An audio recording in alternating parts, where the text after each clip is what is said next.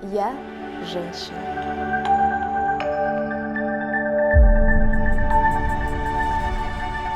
Сегодня у нас в гостях самый женственный и лучезарный блогер по версии ее подписчиков Гузель Галимова. Я думала, ты скажешь по версии меня, Алии. А я вот решила пошутить. Привет всем, привет, Алия. Спасибо за приглашение, очень приятно. Только интервью началось, уже столько приятных слов. На самом деле мне тоже очень приятно, потому что я являюсь тем самым подписчиком, подписчицей, которые тоже так считают, уже много лет за тобой наблюдаю, когда еще София была маленькая. На самом деле очень преданный твой подписчик, Спасибо, и для меня было огромной честью пригласить, и когда ты ответила, сказала, да, я приду, это было для меня огромное счастье на самом деле. Очень приятно. И самый первый вопрос. Гузель Галимова, сегодня кто ты? Расскажи, пожалуйста, о себе. Есть люди, кто знает, кто Гузель Галимова, а есть те, кто не знает. Чтобы вот все знали, кто сегодня Гузель Галимова. С каких серьезных вопросов вы вошли. В первую очередь, на данный момент, наверное, я блогер, несмотря на то, что был такой период, когда я очень долго это отрицала. Мне казалось, что все-таки, когда вот мы слышим, да, ой, блогеры, ой, там, да что вы ничем не занимаетесь, где-то на подсознании, наверное, это у меня откладывалось, и я тоже это максимально отрицала, а потом в один момент я думаю, так, у тебя есть блог, ты его ведешь, и ты зарабатываешь на этом деньги. Я могу открыто об этом говорить, потому что я плачу налоги. Вот, и действительно блогер, да, так получилось. Я не шла к этому как-то специально, да, я работала на телевидении, на телеканале «Вся Уфа» долгое время, вот, но так как я нахожусь на данный момент в декрете, то основная моя деятельность — это блог в Инстаграме, и так получилось, что как получилось? Так и получилось. Значит, изначально интерес был, конечно, благодаря моему отцу. Есть такой певец Айдар Галимов, это мой папа, я им безумно горжусь. Несмотря на то, что вот как я отрицала, что я блогер, да, в какой-то период я отрицала то, что не то, что отрицала, а мне хотелось как-то отдалиться от этого, да, мне хотелось как-то заявить о себе, что я вот не просто чья-то дочь, а я вот настолько сама по себе там какая-то целостная личность, а на деле позже я поняла, что нужно просто расслабиться, нужно классно делать то, что ты умеешь. Что я умею делать классно? Вовремя снимать своих смешных детей умею делать, двоих. Это мой ходячий контент, у меня действительно очень замечательные дочки, вот, и получается снимать, получается выкладывать это все, да, и получать обратную связь, что немаловажно, набираются подписчики, и мы такая уже большая дружная семья, как мне кажется, учитывая, что мои там подписчики меня порекомендовали, в том числе тебе, да. Это приятно. Вот, поэтому в первую очередь на данный момент я блогер. Вот. Сейчас это уже одна из как профессий и основной источник заработка в декрете. А до декрета, до блогерства? До блогерства это был телеканал «Вся Уфа», куда я пришла на втором курсе. Я вообще пошла в институт... Я пошла в БГУ, Институт права, международные отношения. На самом деле это не было каким-то моим осознанным решением, я до сих пор не понимаю, как я туда попала. На самом деле я понимаю, у меня пошла туда подружка, я решила пойти тоже. Это вообще лучшее решение было на тот момент. Вот. Попала туда, но на втором курсе я уже поняла, что мне хочется какой-то такой медийности, да, все-таки, наверное, это есть в крови. Когда у тебя семья такая довольно творческая, активная, и, естественно, тебе хочется тоже заниматься чем-то таким. Я пошла на втором курсе на телеканал «Вся Уфа», проработала очень долгое время, где-то полгода я хотела просто стажером. Моя первая зарплата, на секундочку, была 8000 рублей. Я была так горда собой. Просто я помню, как я пригласила родителей сразу в суши-бар. Говорю, давайте заказывайте все на 8000 рублей. Папа говорит, ты не переживай, мы если что доплатим. И первые такие сложности, первые как сказать, такой выход из зоны комфорта. Мне потому что казалось, я приду на телевидение, кем хочет стать девочка, которая приходит на телевидение? Конечно, телеведущей. Да. Конечно, она хочет сразу сесть в кадр, задавать вопросы, стать тут же самой там известной. На деле, естественно, этого не получается. Сразу, какой бы ты там ни была там, талантливой, да, там, возможно, харизматичной. Тем более я пришла в 22 года, когда этого всего не было. Я, в принципе, благодарна телевидению за то, что у меня в жизни сложился свой определенный характер. Я проплакала очень много слез на телеканале. Действительно, мне первое время было сложно. Я, наверное, пришла очень такой расслабленной девочкой, такой цветочек, прямо залюбленной. Пришла и попала вот в такой мир, где вот кровь из носу, придешь, пишешь сюжет, идешь в мороз, снимаешь, не получается, иди еще раз, никого не волнует, люди, которые прошли телевидение, они знают, что, в принципе, никого не волнуют твои какие-то промежуточные этапы, да, тебе поставили задачу, ты ее делаешь. Вот. Но я благодарна очень телеканалу «Вся Уфа», особенно той школе, которая была тогда тем именитым журналистом, который сейчас многие даже процветают в других сферах, живут там в других странах. Я действительно за свой характер, за то, какая я сейчас, я очень благодарна вот этой школе телевидения. Я думаю, что телевидение, оно всегда у меня будет где-то в сердце, это 100%. Это здорово.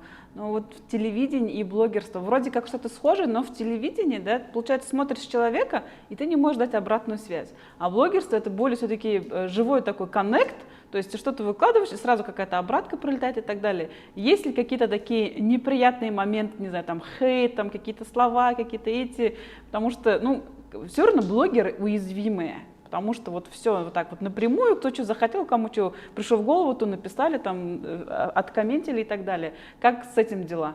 На самом деле я очень благодарна своей аудитории, потому что такого хейта у меня вот просто по минимуму. Я даже, наверное, могу по пальцам пересчитать, когда меня действительно как-то там пытались задеть, унизить. То есть одно дело, знаешь, написать «Ой, страшное». Я знаю, что я не страшная. Возможно, не самое красивое, хорошо, но не страшное — это точно. Вот. Такие вещи меня действительно не задевают. Недавно, кстати, был случай, мне одна женщина написала: «Если бы не деньги вашего отца, вашего мужа, вы бы никогда не были такой красивой». И я думаю, какие люди интересные все-таки. Она меня и унизила, с одной стороны, казалось бы, да, а с другой комплимент сделала, да, назвала красивой. Вот, на самом деле такого хейта очень мало. Я всегда, даже когда мне пишут какой-то негатив, я всегда стараюсь максимально адекватно на это отреагировать, и за счет этого даже вот была недавно ситуация, я сделала татуировку, я, кстати, получила за нее хейт, но я посмотрела потом, кто мне об этом пишет, и писали люди более там постарше, да, такого поколения. Зачем, почему? А мне это так сильно, не было настроения, да, я же женщина, в конце концов, нет настроения, меня это взбесило. Я так и в сторис написала: кто мне будет писать гадость, так я сделала уже эту татуировку. Но я же не пойду из-за того, что мне там какая-то что-то написала, какую-то гадость, я же не пойду ее убирать лазером в тот же вечер. Естественно, нет, я хотела ее, я планировала, я уже сделала, мне нравится. Я говорю: мне нравится, а мне написала, пишет: нет, тебе не идет, все плохо. Естественно, что я делаю? Я буду ей отвечать? Нет, у меня нет настроения, я беру ее и блокирую. Это, конечно, очень такой образный персонаж. Если меня смотрит какая-нибудь Нафиса, это не вы. Не думайте обо мне плохо.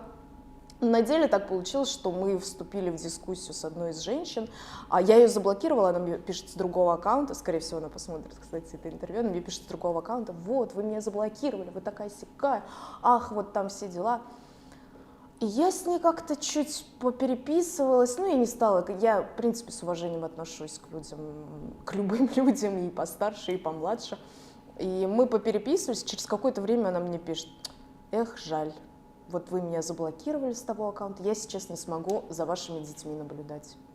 Наверное, и этот аккаунт заблокируете. Я ей пишу: скиньте мне аккаунт, с которого вы мне писали, я вас разблокирую. Я ее разблокировала, она была такая счастливая, она мне столько приятных слов написала. И она, кстати, очень такую мысль важную для меня, да, она высказала, она сказала: вы знаете, вот я теперь буду знать, что не везде нужно высказывать там какое-то свое мнение, да. Я, в принципе, за то, чтобы высказывать мнение только когда у меня спросили. Только когда мне сказали, вот ты бы меня спросила, тебе нравится моя кофточка? Я бы в любом случае сказала, что нравится. Я такой человек. Вот. И аудитория все равно. Мне кажется, что вот блогер, да, и его аудитория — это показатель того, какой он сам. То есть, когда ты смотришь там каких-то там тех же самых блогеров, которые там позволяют себе какую-то бранную речь, да, или хайп вот этот вот, там они 10 раз развелись, 5 раз помирились, и ты смотришь там те же самые, читаешь комментарии, и ты понимаешь, что ага, у него, в принципе, на него и люди такие подписаны, им это интересно, они это едят, грубо говоря, ради бога. Я очень благодарна, у меня очень адекватные люди на меня подписаны. На самом деле, вот я же говорю, сама являюсь подписчицей, я вижу, какой коннект, вопросы задают, как каждому ты отвечаешь тщательно, даешь советы, там на кого-то плюешь, чтобы там забеременели и так далее. Это настолько по-доброму, мило. Я тоже захожу по утрам посмотреть, послушать «Солнце Монако». Это прям вот вообще топчик такой. Мне очень нравится, но я подписана на Айгизу тоже. И я знаю, вот было время, пока она как раз расставляла границы, прям вот ее хейтили по поводу, типа, дочка народного артиста не может выглядеть таким образом, такие фотки выставлять и так далее. То есть такого у тебя не было? Нет. Ну, вообще, в принципе, на мое счастье, вот, мне повезло только по одной причине, потому что в то время, когда я была моложе, а у нас с Айгизой, на секундочку, 7 лет разница, и вот этот вот период тоже, хотя и до сих пор иногда прилетает, но все-таки вот так вот, чтобы активно ее как-то там осуждали, обсуждали, это вот пришлось там, ну, буквально там пару лет назад это было, да. На мое счастье, что в тот период, когда я была помоложе, так скажем, не было Инстаграм, я не могла транслировать все, что я там творила, делала, как и многие, наверное. Я думаю, у всех у нас есть какие-то истории из юности такой, да, там бурной довольно-таки, которые не хотелось бы никому рассказывать. А сейчас такое время, что, в принципе, все делятся и как бы там те же, ну вот опять-таки реакции там на те же татуировки, еще что-то. А Айгиза, она, в принципе, сама более смелая. То есть я, несмотря на то, что я старше, я очень многому у нее учусь. У нее действительно, она смелая. Это действительно человек, которому абсолютно все равно на чужое мнение. То есть если я говорю о том, что мне все равно, там, мне вот, что, вы мне что-то напишите, мне плевать, это будет правда процентов, наверное, там, на 80. А все равно где-то меня что-то это заденет. Хотя любого человека, наверное, заденет какой-то такой конкретный хейт. Но вот Айгиза — это действительно человек, который идет по своему пути, она никого не слушает. Она, в принципе, родители, наверное, все равно отличаются, да, первый ребенок, второй, там, третий, в плане даже того же воспитания. То есть если родители пытались меня больше как-то держать, контролировать, то со вторым ребенком я даже сужу по себе. Вот, то есть младший у нас вот растет как-то вот по собачьи. Собака там. Да, и за счет этого, естественно, она более активная, она больше себе там позволяет даже в столь там юном возрасте. Вот, и поэтому действительно есть моменты, которые я бы хотела вот у нее перенять. Это человек, который руководствуется своим мнением, она очень умная, не по годам, она действительно... Мне очень приятно, когда она мне говорит о том, что хочет перенять какие-то черты у меня, в свою очередь. Потому что я помягче, наверное, в чем-то. А вот она такая более прям... бой. Понятно. Мне всегда вот кажется, вот София — это Гузель, Самира — это Айгиза. Кстати, да, вот, наверное. Я вот так вот вижу, потому что я помню вот эти моменты, когда она давала отпор, как раз-таки, да, вот у человека идет становление, да, как женщина, она начала проявляться, вот показывать свою красоту, женственность, и вот более такое консервативное общество, она такая, это что такое, там ты же там такая-то. Хотя, казалось бы, да, ну, то есть не было каких-то там супер откровенных. Не было, нет, не было. Но при этом иногда я думаю, смогла ли я вот взять какую-то ее фотографию, да, такую более там, я не знаю, в том же купальнике, смогла бы ли я выложить такое Наверное, нет. Ну, во-первых, начнем с того, что у меня нет такой фигуры. Это все-таки решающий фактор. Если бы у меня была такая фигура, наверное, были одни фотографии в купальнике. Ну, хотя нет, наверное, все-таки немножко. Вот в этом, наверное, мы разные. Хотя, кто знает, вот у меня будет такая фигура, я как выкладываю, или я как лайкнет мне потом. Лайкну обязательно. Я видела, я лайкнула фотку, все уже вверх ногами, ягуар поставил на руки, это вообще топчик фотка. Это да. У меня это было вчера, у меня все болит.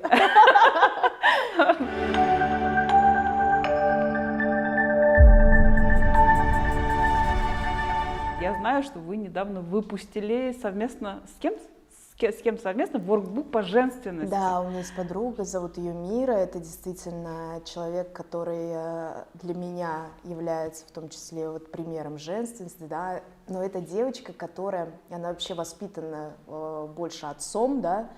И это девочка, которая действительно прошла определенный путь, познакомилась с мужем, и вот все вот эта вот совокупность начала сама на эту тему очень много изучать, там что-то читать, какие-то практики проходить, вот, и муж ее направил, мы вот дружим как раз с семьями, муж ее направил, она действительно, ну, то есть это человек, который прошел определенный путь.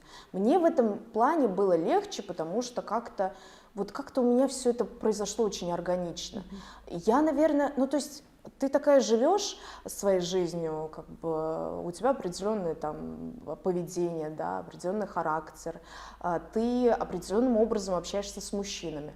И когда тебя смотрит та аудитория, не маленькая, так скажем, да, и они начинают это замечать, начинают говорить комплименты, и когда вот слово женственность, да, что ты женственная, начало звучать все чаще, я такая думала, ничего себе, ребята, я вот, наверное, да, наверное, я женственная.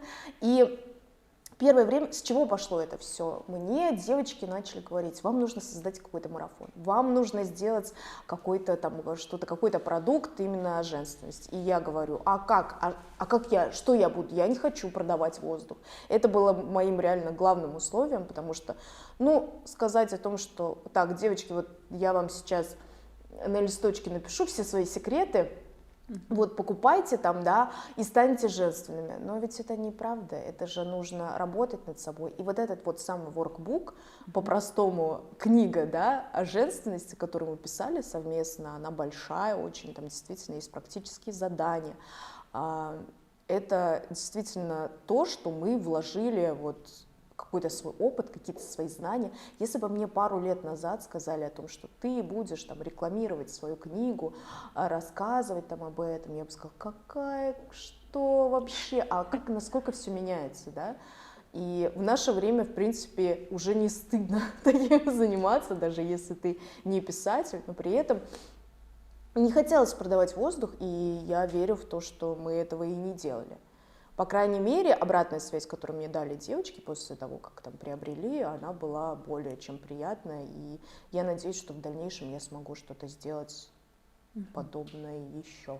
Вот, сейчас, получается, доступно к продаже? Могут Нет, купить? мы закрыли специально эти продажи, мы ограничили их по времени, потому что, время такое.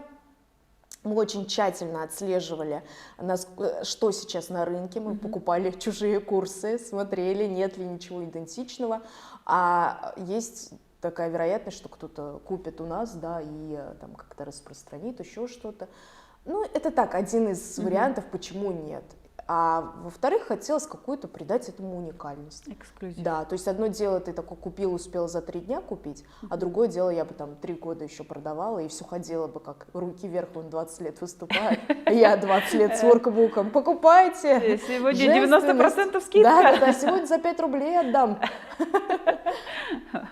И получается, главный месседж Гузель Галимовой, и в Инстаграме в том числе, быть женщиной и не пользоваться этим преступлением. Это 100%. Гениальная фраза вот этой вот женщины. Вот этой гениальной женщины. Вот этой гениальной женщины, да. На самом деле я бы хотела, чтобы, если не знаете, не подписаны, чтобы вы зашли, заглянули, посмотрели как минимум на ее детей и вдохновились. Спасибо. Человек, который реально заряжает вот своей легкостью, своей вот вот этой искренностью. Вот, даже если даже ругается, вот смотреть на нее приятно на самом деле. И реально человек умеет этим пользоваться. По поводу того, что вот я там напишу список, там, типа, идите, сделайте то же самое, и вы станете вот такой. То есть это же как бы не рабочая схема, а как, может быть, какие-то секреты, которыми сейчас можно просто поделиться, вот, как к этому состоянию прийти? Мой основной посыл был всегда, что женственность это же даже не внешний вид в первую очередь, да, почему-то многие женщины путают это с длинными волосами, с каблуками, с декольте, разрез побольше, а на деле, если у тебя нет внутреннего какого-то ощущения, да, какой-то легкости, той же самой плавности, этих, я не знаю, взглядов тех же самых, то, как ты сидишь, то, как ты разговариваешь, то, как ты себя подаешь, каким голосом ты все это делаешь. Это вот все в совокупности для меня и есть женственность. Я очень благодарна маме за то, что она смогла это как-то вот мне привить просто там с самого маленького моего возраста, когда мы жили в общежитии в Деме, и мама откуда-то находила там одинаковую ткань, шила одинаковое платье, вот мы такие гуляем с ней вдвоем за ручку. Ну, то есть понятие красоты.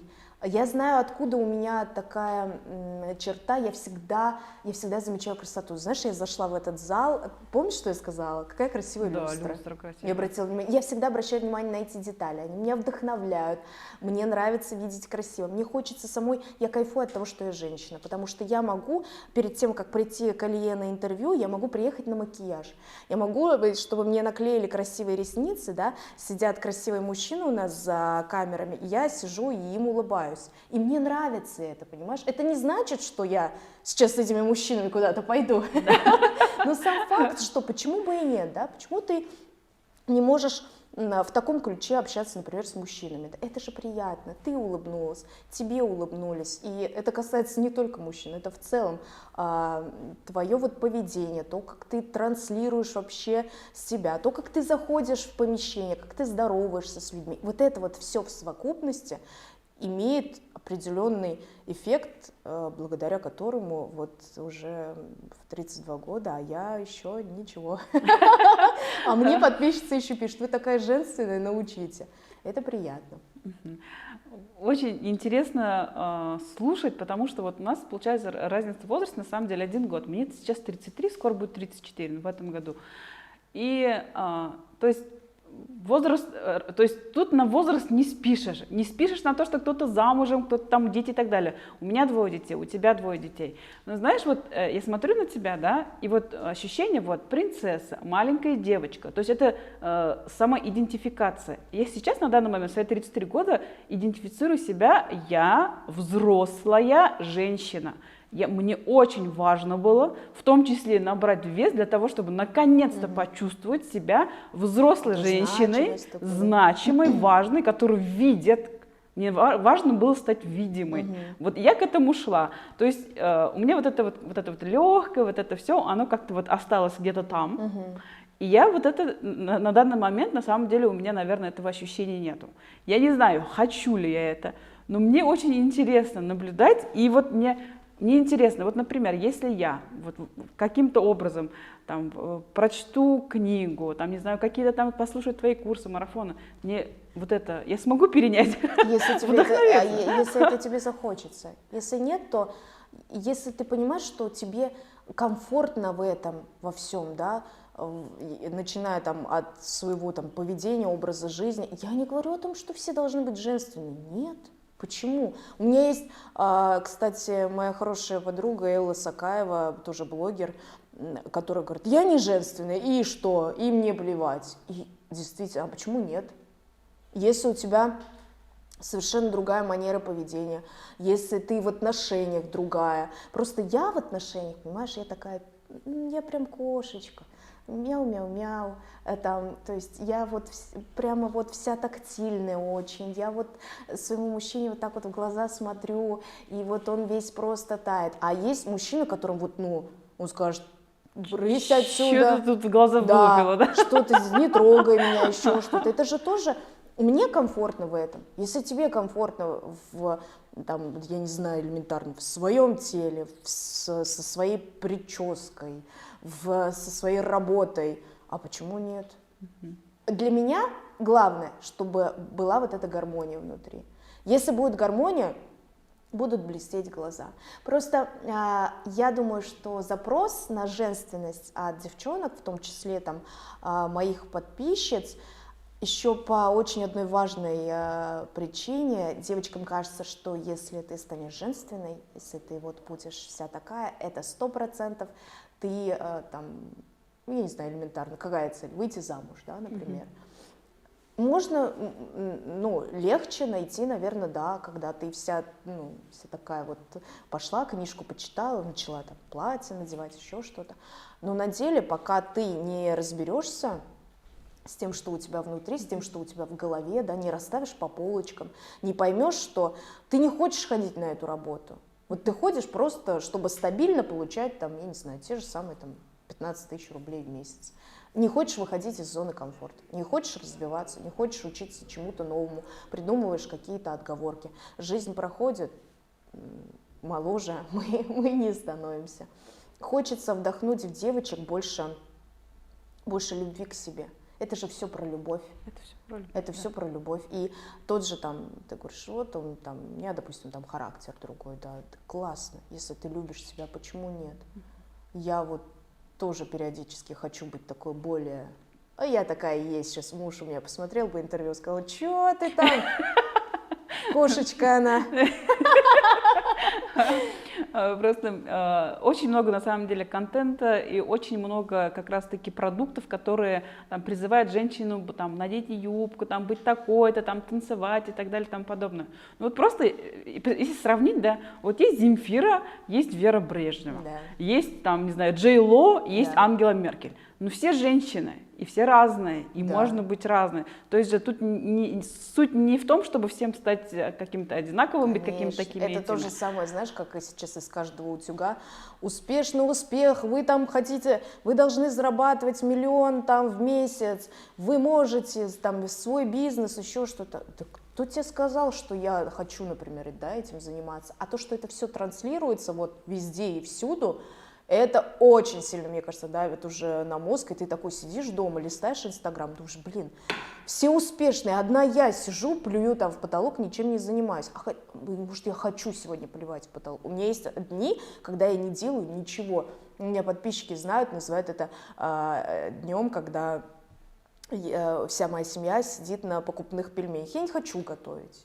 Не хочу и не буду. Слава богу, я вышла замуж так, что мне муж за это не пнет, не выкинет из дома. Но откровенно, у меня есть дни, когда я, как это модно сейчас говорить, не в ресурсе.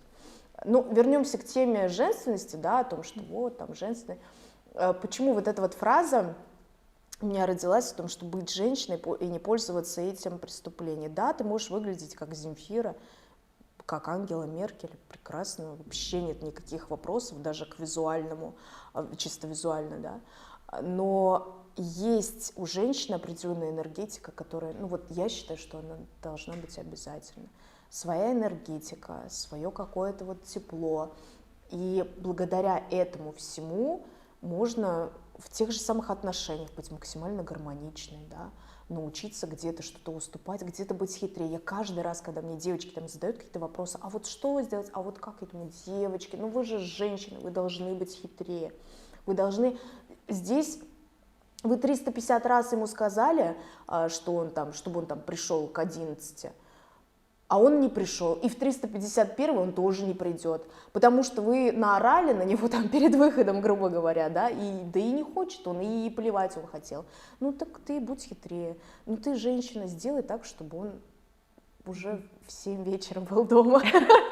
Методов очень много, так что просто пользоваться тем, что мы родились на этот свет вот такими. Это важно. Ты говорила, что вот с детства вот меня как принцессу, вот эта вот вся мягкость и так далее. от мамы, от папы. То есть как все это происходило у тебя в семье, когда ты была маленькая, и как сейчас ты со своими девочками? То есть чтобы было понятно, как вырастить такую принцессу, чтобы она уже знала свою ценность, Ой, кайфовала это к от моему себя. мужу. Вот у меня муж, он действительно, это вот просто папа для девочек, это 100%. Это действительно человек, который вот своим отношением, своим поведением показывает девочкам, какой должен быть в дальнейшем мужчина. Я всегда говорю, у меня даже был такой пост о том, что я помню, как-то я укладывала Софию спать, она была у меня еще одна, я глажу ее вот по этой кудрявой голове и думаю, вот единственное, о чем я мечтаю в этой жизни, чтобы ты нашла себе мужчину, похожего на своего отца. И тогда вот я уверена, что все остальное вообще сложится. Это не значит, что мы такие сидим и ждем, так, пришел нормальный мужик, давай, София, до свидания, с чемоданами на выход. Но все равно, как ни крути, мужчина рядом, тем более адекватный, зрелый, да, это уже очень большой процент успеха для женщины. Вот. А я на самом деле строгая мама. Я себя очень сильно за это ругаю себя, а потом ругаю детей.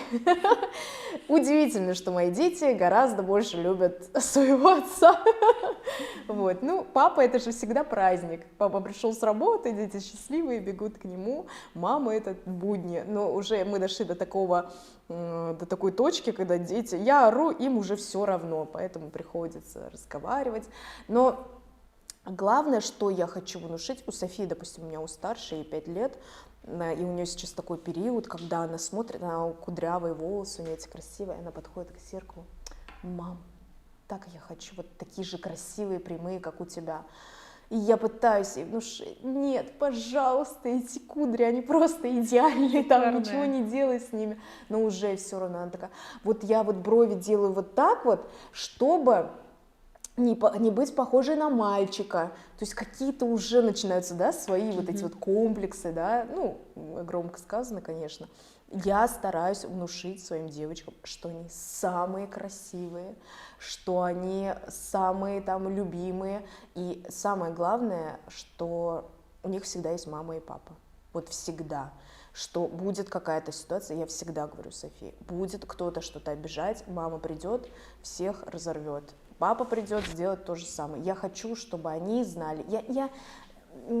Знаешь, я не мамочка в таком классическом понимании. Ну, типа, вот я мама такая, да, с детьми занимаюсь, с детьми играю, от этого кайфую, ничего подобного. У меня есть возможность свалить от детей, я сваливаю в ту же секунду. Но детей я своих люблю. Все, что я хочу внушить им, во-первых, ну какое воспитание? Воспитывать нужно своим примером, да. И все, что я хочу внушить им, это то, что я всегда рядом, я всегда выслушаю, что бы у тебя ни случилось в этой жизни, как бы ни сложилось. Да, тебе будет казаться, что я буду орать, кричать, так и будет, если, возможно, я тебе даже шатану разок, но ты можешь прийти ко мне, ты можешь мне рассказать, и мы придумаем, как решить эту проблему. Мне кажется, это самое главное. Ну, то есть знать, что ты в безопасности, знать, что есть люди, это твои родители, которые придут, помогут, спасут. Ведь сколько вообще рушится там судеб, да, особенно в том возрасте, когда тебе кажется, что нам же всем казалось, весь мир против нас, мы там одни такие там несчастные, нас никто не понимает, это стандартно было у всех. И в тот момент мне бы, наверное, хотелось услышать от родителей, что они всегда рядом, всегда со мной. Я не помню, кстати, слышала я этого или нет. Но своим я детям это точно вношу. Наверное, слышала, раз все хорошо. Раз все хорошо. То есть базовое чувство безопасности, что любят кажется, и примут, уже родители твои тебе вложили. Да, и ты уже вкладываешь в своих детей. Потому что на самом деле для девочки, да, это очень важно, понимание, что вот безопасно. Мне кажется, все-таки, вот знаешь, девочки, у тебя дети... Дочка-мальчик. Дочка-мальчик. Мне кажется, все-таки вот девочек, я не знаю, как воспитывать мальчиков. Мальчиков, мне кажется, там, ну, типа, чем сильнее, тем лучше. Не знаю, как это происходит. Нет, у меня, наоборот, сын такой тактильный, весь прям такой обнимашечка, такой весь лежит, все, не может оторваться. Мне кажется, девочек настолько сложно. Ну, вот тоже надо же ее воспитать как-то, чтобы она была ведь и чтобы не гулящая, так скажем, но при этом и не сидел там дома, да, целыми днями, тоже. Так сложно вообще эти дети, знаешь? Давай другую тему, не хочу про детей. Хорошо, давай не про детей, давай тогда спрошу. Мы выбираем себе мужей по образу отца. Муж твой похож на папу? Абсолютно нет. Вообще нет. И слава богу. Прости, пап. У меня просто муж, он максимально... То есть мы с мужем не похожи вообще. У нас общие ценности, у нас общие взгляды на воспитание, у нас похожее чувство юмора, у нас там, ну, то есть, что я могу сказать, взаимопонимание действительно очень хорошее, он очень умеет меня уравновешивать, на этом, в принципе, и все. Он не творческий человек. Он не сидит ни в одной соцсети, у него жена блогер, он понятия не имеет, что я там выкладываю, ему неинтересно, он не знает, что такое Reels. Он недавно узнал, что такое сторис, просто потому что я ему иногда показываю его друзей, типа, вот там твой друг улетел туда-то, вот этот там женился, вот у этого день рождения, позвони, поздравь. Он благодаря мне поздравляет своих друзей с днем рождения. Не благодарите, друзья. Вот, мы абсолютно с ним не похожи, он очень приземленный, ну, то есть... Подразумевая меня с ним, да, я подразумеваю своего отца, который творческий человек, который там сегодня там ему кажется, что он неважно выглядит, там плохо себя чувствует, он очень сильно может на этом зациклиться, и вот все это вокруг, ну, как бы творческие люди тебя тоже окружают, ты прекрасно знаешь, что это такое. У меня муж максимально приземленный. В моей импульсивности, я все равно более такой импульсивный, эмоциональный человек, он меня очень сильно, иногда он меня может там как-то притормозить, да, там, где не надо, иногда, наоборот, как-то подбодрить. Но меня недавно спросили, как вы вышли, Гузель, из токсичных отношений? Ну, у меня был такой опыт. И я ответила, я говорю, а считается, что я сейчас в них, если я сама токсичный человек? Просто мне кажется, что со мной в отношениях сложновато, несмотря на всю мою вот это вот там, когда надо, я очень там мягко стелю. Но, и, например, что я могу сказать про себя, я очень ревнивая. Притом это не связано с какими-то там факторами, да? Я просто сама по себе по натуре такая, я собственник. Вот сейчас ты мне стала близким человеком, вот попробуй к тебе кто-то подойти, понимаешь, у меня до такой степени, то есть я считаю, что уже вот я и в дружбе такая, я очень сильно отдаюсь сама, я требую этого в ответ. И поэтому то, что он там не из творческой сферы, на меня огромный плюс, потому что там жить с человеком, у которого там, я не знаю, который знает, что такое Инстаграм, что такое сообщение в директ от других женщин, это вот вообще не мое. Ну, мне было бы с этим тяжело. Что еще? Ну, то есть это человек, который смягчает углы, не наоборот меня как-то, да, там подталкивает, там пытается вывести на какие-то эмоции, нет, с ним очень сложно поругаться, что для меня огромный плюс, потому что я как бы эмоционально, вот, а он все максимально, вот он отпустил, все нормально, отшутился как-то. Мой папа такого не умеет, не делает, не практикует, как бы, поэтому в плане характеров нет, это абсолютно разные люди. Ну, не знаю, это теория или нет, то есть понятие, что вот родители являются осью, да, либо как бы девочка, ну, ребенок выбирает похожее, то есть в том же направлении, либо выбирает отрицательную сторону, но основной осью, относительно которого производится выбор, это все-таки родители. То есть ты выбрала для себя противоположность. Так получилось. Так получилось. Я просто влюбилась и все. Тем более это было даже 22 года. Кто знает, вот в 32 выбрала бы я или нет. Но объективно. Я бы, знаешь, в 32 года я бы сейчас сидела и думала, ага, у него такая работа, ему особо никуда нельзя летать. Надо ли мне это или нет? Ага, он не блогер, он меня не будет в этом поддерживать, ну не знаю. То есть я бы сейчас, наверное, уже думала об этом. А тогда что, замуж надо по молодости, по глупости, это 100%. Если бы я не вышла тогда замуж, я бы, наверное, до сих пор ходила в поисках. Хотя нет, как бы я ходила, меня бы забрали тут же. Забрали тут же. Это все шутки, надеюсь, люди это поймут. каким-то загадочным образом красной нитью по всем интервью проходит информация, что замуж надо выходить, когда молодые и глупые. Да, конечно! Что потом там делать? Потом уже все, поэтому тоже возьмите во внимание для себя в том числе. Частенько бывает запрос по поводу заработка женщины в декрете. В том числе спрашивают, типа, а как вот там детей оставлять, делегировать, для кого-то, например, там пригласить там в помощь кого-то в хозяйстве и так далее. Это что-то такое и за гранью, что-то непонятное. Я знаю, что ты и делегируешь, там, и няня, да, где-то там клининг пригласить, там куда-то уехать и так далее. Для тебя вообще не проблема и легко зарабатываешь, даже если ты в декрете с маленьким ребенком где-нибудь. Поделись секретами, расскажи, вот, чтобы другие девушки, которые на самом деле сейчас в декрете, вот в таком же положении, переняли. Слушай, ну мне, конечно, я думаю, сейчас бы скептически ухмыльнулись те, которые действительно сидят в декрете, да, не имея абсолютно никакой, как сказать, базы, наверное, да, какой-то там наработки. Мне было легче уходить в декрет. Во-первых, получилось так, что в принципе блогерство, да, очень так развилось хорошо.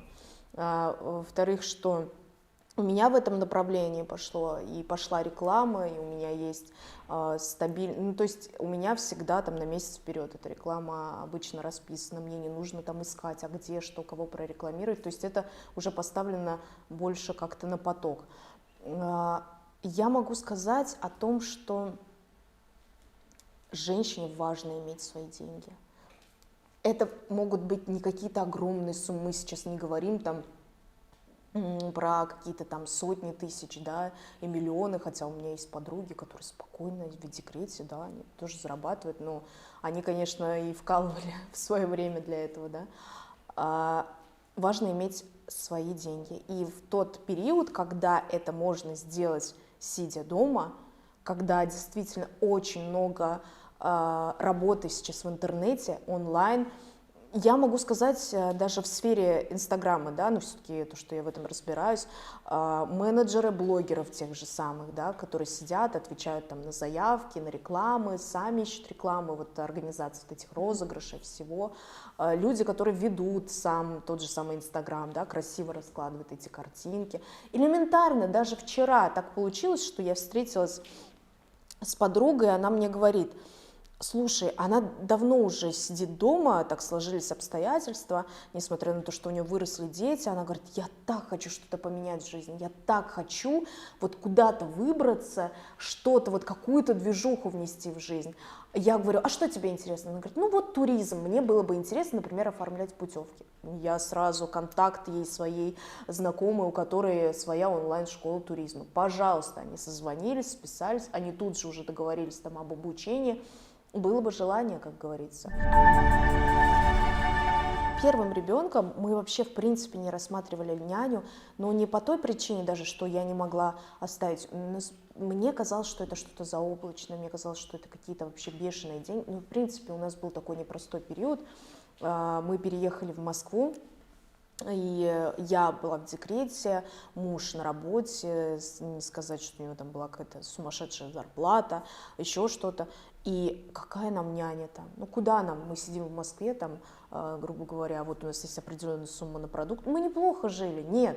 Но позволить себе няню казалось вот чем-то заоблачным. Я очень рада, что сейчас все равно времена меняются. Я даже у себя недавно в Инстаграме выложила пост, где девчонки там писали, да, кто-то там рекомендовал себя как няню, кто-то искал няню. У нас по городу, в принципе, там цена на няню, она можно себе позволить. Может позволить ваш муж вам на 3 часа, там, грубо говоря, в неделю, да, пусть начнем с этого. Вы потом войдете во вкус, обещаю. Но можно себе позволить выйти немножко отдохнуть. Маме нужен отдых. Мама не может находиться 24/7 с детьми и быть при этом адекватной. Ну, это вот необходимо.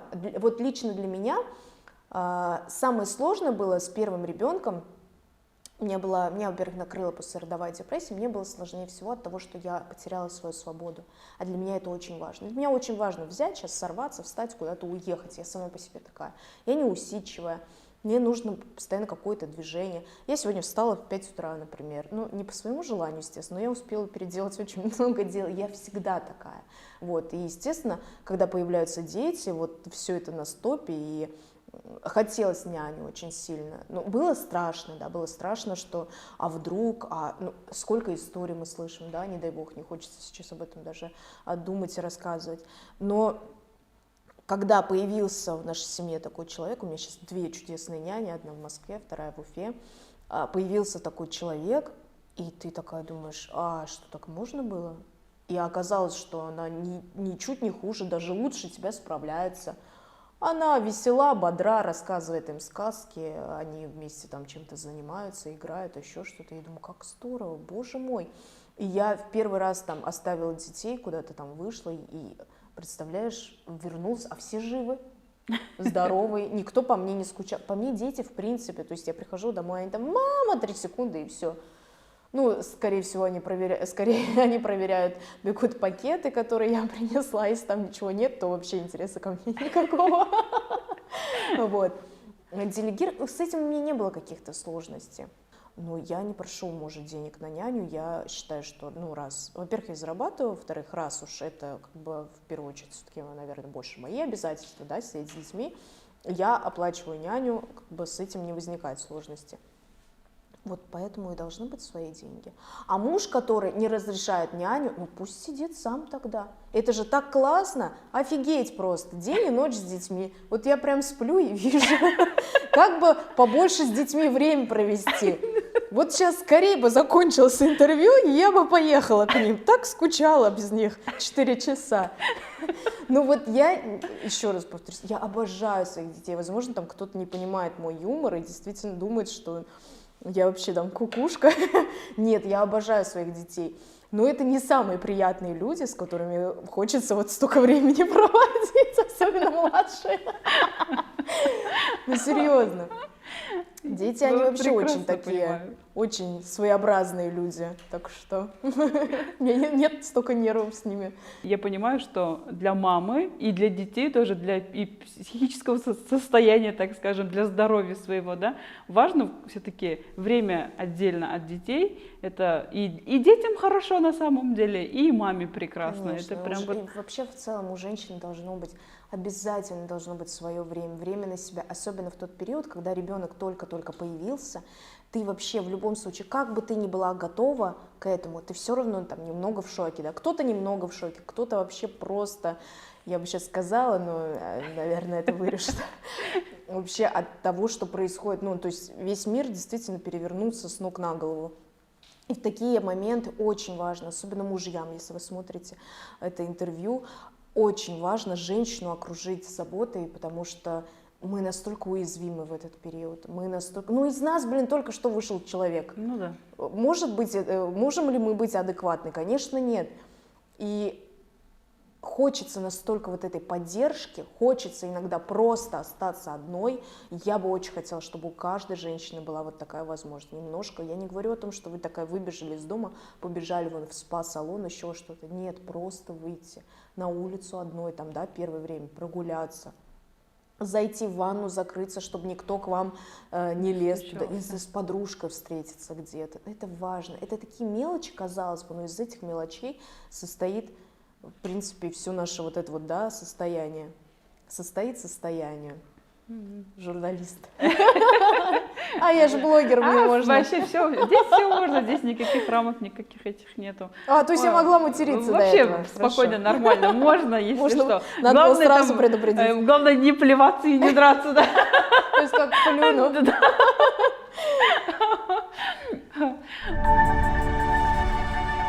Гузель, я сейчас хочу, чтобы ты, вот, глядя вот на эту камеру, обратилась ко всем женщинам, девушкам, которые сейчас, не знаю, может быть в ожидании, может быть в декрете, у которых вот непростые какие-то ситуации, кто-то не может себе няню позволить, у кого-то там проблемы там с деньгами и так далее. Вот какую-то вдохновляющую речь, как будто вот ты, там, не знаю, президент, женщина-президент нашей страны, чтобы можно было до них донести твое какое-то вот послание, то, что их поддержит и вдохновит.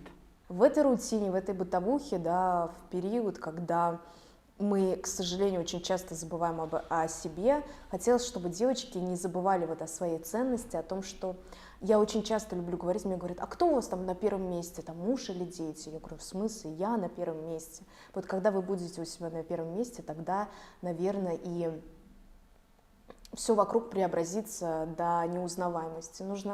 Нужно научиться себя любить, нужно себя беречь, насколько это возможно. Я не говорю о том, что мы сегодня там забросили, да, детей там куда-то закинули, непонятно, хотя и так нормально сойдет. Устраивайте себе иногда выходные от мужа, от детей. Там, я уверена, что можно попросить элементарно там, маму, свекровь, да, каких-то родственников помочь. Очень важно отдыхать. Женщина – это все-таки действительно тот самый сосуд, как бы это банально ни звучало, да, но тот самый сосуд с энергией, из которого вот вся семья как раз-таки эти кровопийцы и питаются. И для того, чтобы быть самой наполненной, нам необходим этот отдых, нам необходима забота о себе, нам необходимо уделять внимание себе. Все-таки есть там, на данное время, да, возможности там, элементарно посмотреть на YouTube, да, как делаются там те или иные маски, еще что-то. Это важно баловать себя какими-то мелочами. Я бы очень хотела, чтобы в вашей жизни, во всей рутине вы не забывали о себе в первую очередь. Любили себя, холили, лелеяли, берегли себя, потому что вы у себя в жизни, когда мне особенно девочки говорят, как полюбить себя? Ну как можно не любить себя? Вы у себя единственная такая неповторимая, родились красотка, и вот пусть так будет всегда. Я вот каждой своей даже подписчице готова, я не знаю, написать вот огромным шрифтом этот текст и выслать. Пожалуйста, любите себя, берегите себя. Мы никогда не подстраиваемся там под мужчину, каким бы он ни был замечательным, да, каким бы он ни был шикарным, мы все-таки в первую очередь думаем о себе. Так уж сложилось. Думаем о себе, любим себя, любят нас. Ты согласна со мной? Абсолютно. Ты любишь себя? Я люблю себя. И я люблю себя. Давайте все вместе. Мы любим себя.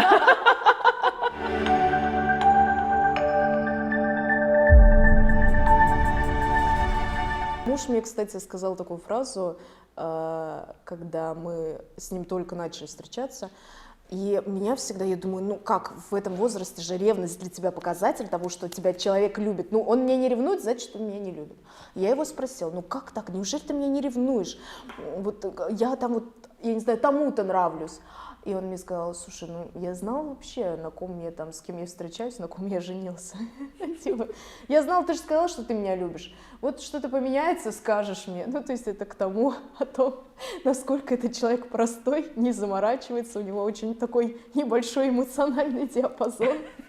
Поэтому, когда если что-то поменяется, ты мне там скажешь нормально. Вот как-то так. Все понятно. Любитель Гарри Поттера, да, эмоциональный диапазон, как у спички. Как у зубочистки, или как там было. Да, то же самое. То есть смотри, ты говоришь, что показатель любви — ревность. Мне казалось тогда. А ты ревнуешь как? Тоже показываешь свою любовь? Нет, А что я это? понимаю, что это не норма. Это, видимо, какие-то отголоски, может, от прошлых отношений, там, когда человек предавал очень много. Может, от этого. Может, в силу, там, я не знаю, да хоть знака зодиака я скорпион, может, поэтому. Но вот я сама по себе такая, я очень ревнивая. Я говорю, это не относится только к мужу. Это вот у меня вот во всем, к работе, там, ко всему, у меня вот просто вот какое-то, вот люблю я вот это мое, захапать, вот это вот все. Но я понимаю, что я стараюсь с этим бороться, по крайней мере, я это, даже если у меня не получается с этим там внутри себя побороть, я это стараюсь не высказывать. И у меня иногда даже получается. Хорошо, но тут бороться, наверное, нет необходимости сказать, да, это мое на самом деле. Мне просто важно, чтобы это было мое. Зато вот у меня вот благодаря этому чувству вот это все есть. Да, возможно, кстати. Вот. Поэтому у тебя все есть. Ну, ревность forever, значит, тебе так надо, и это классно.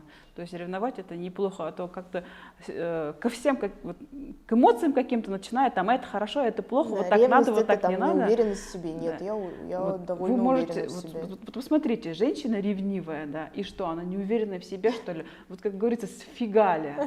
Шикарная женщина, она просто ревнивая, и можно быть ревнивой, Да. если тебе вот Слава как Богу, бы... слава Богу, мне не дает муж повода, господи. Ай, иначе ему был бы конец. Вот, мне, конечно, немножко не складывается картинка, он там в Москве, ты здесь в Уфе, и как бы с ревностью, это, вот вообще все нормально. Или там у тебя камера где-то? Нет, в этом плане, то есть это тот человек, который меня действительно за это время настолько вот успокоил. У меня нет даже мысли о том, что вот как-то где-то что-то, при всей моей вот этой ревности, представляешь? Ну, во-первых, начнем с того, что мне некогда этим заниматься. Во-вторых, ну, то есть, да, мы частенько бываем так на расстоянии, но это, ну, то есть, мы встречаемся иногда, видимся, то есть это не так, что там, некоторые женщины, которые там не видят его в сторис, например, говорят, вот, вы там чуть ли не месяцами, да, откуда вы, с чего вы взяли, что мы месяцами не видимся, вот он у меня под боком тут лежит, вот откуда вообще, да, то есть человек действительно мне показал, дал понять, что и по его поведению я вижу, по тому, как он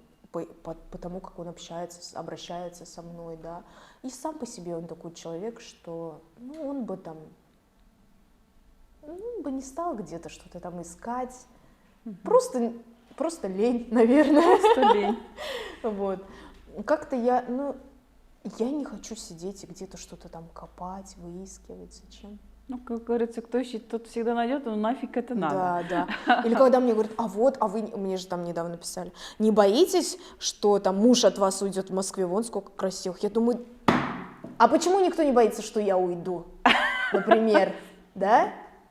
Вот почему вот это вот, знаешь, сразу обнуляем мы как-то, а женщина не может уйти, да, к другому. Ну, есть же такое, типа, женщина с ребенком, да кому она нужна, там и так далее. Ой, давайте почитаем мой директ. Давай, выкладывай, давай почитаем, обсудим. Тогда это будет слишком хайповое интервью. Переплюнем Блиновскую и Собчак. Да, боюсь, Почитаем. мне тогда в Москву лучше не возвращаться. Ой, как классно, мне классно, мне супер, это вообще, может быть, ради этого стоит там захотеть быть такой легкой, летящей, чтобы было интересно читать директ, а то пока у меня там одни психологические разборы, так скажем. Давай, Гузель, мы с тобой сейчас перейдем к блиц-опросу. Мне очень интересно, как устроен, так скажем, твой мозг, твое мышление. Внимание! Счастье — это... Любовь. Женщина должна... Вообще никому ничего не должна. Чтобы мечты сбывались... Нужно мечтать. Деньги для меня... Много значит. Меня вдохновляет... Красота вокруг. Все, круто, мы Слушай, справились. я ответила, как эти цитаты в ВКонтакте, в пабликах. Да, вдохновляет красота. Гузель Галимова просто. Сейчас мы будем рисовать, точнее, я буду смотреть, Гузель будет рисовать, и вот эту футболку мы потом разыграем среди комментариев. Посмотрите интервью, оставляйте комментарии. Что будем рисовать? Футболка новая, обратите внимание, вот здесь есть такая штучка. Да, она новая. А я из дома типа принесла просто свою. Хочу нарисовать сердечки, потому что в этом есть очень глубокий смысл. Просто я ничего больше не умею рисовать. В этом весь смысл. Нарисую сердечко и напишу одну фразу, которую мои подписчики узнают точно, 100%.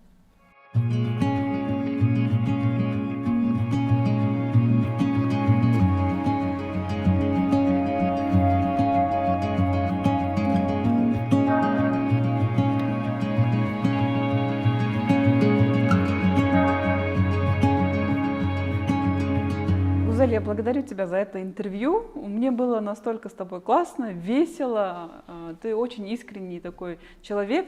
Я это почувствовала вживую, не только через экран, и для меня было это огромной большой радостью. Я реально кайфанула, да, вот я подписчица и встретилась с блогером, на которого очень давно подписана, и это было классно.